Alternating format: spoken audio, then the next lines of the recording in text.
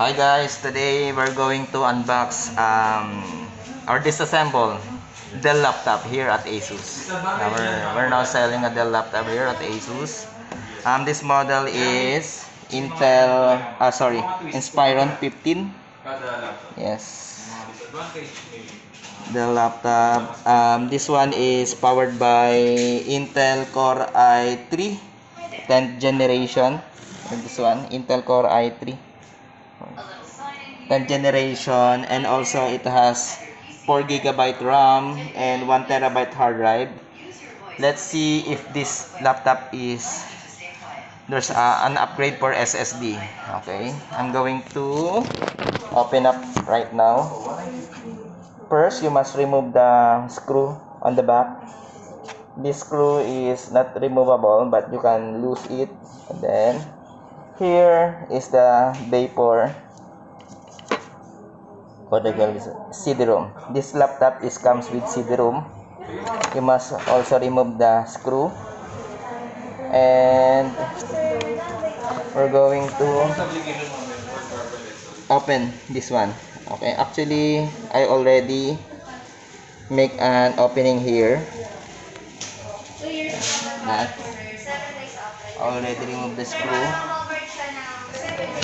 I'm going to put my camera here. The opening here is on the top. You must open it and then close it again.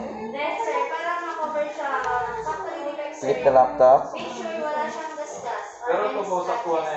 and slightly remove the cover, bottom cover. Yes, like this one. Slowly, so that we cannot make any damages.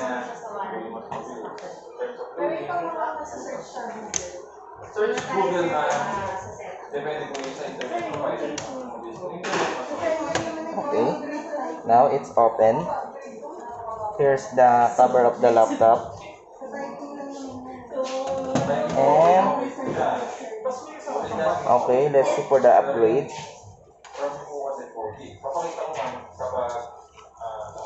This laptop has dual RAM. This one is built it has default 4 GB RAM and also expandable. It's recommend you can put up to 16 GB here, recommended, and you can put 8 GB, also 8 GB here. DDR4 266. Also here's the battery, and then the hard drive. Yes, the battery, and also for the SSD. Here's the M.2 SSD. This one comes with NVMe SSD. Okay, now I'm going to upgrade this into 8 GB RAM, and also I'm going to put another SSD here. And the battery is 42 watts. Dell 42 watts the battery. It has 11.4 volt. Here's the drive for bay drive for the CD-ROM. This is the only laptop on this generation has the CD-ROM. Here's the port, USB 2.0, 2.0, and it has a LAN port, HDMI. Here's the power, and then here, the other side is USB 2.0. And here's the battery, CMOS battery, also the speaker. Okay. Alright guys, that's all. If you want to upgrade your laptop, any laptop, we can upgrade here at ASUS. Just bring your laptop here and we can do an upgrade. Alright guys, thank you. Sign out.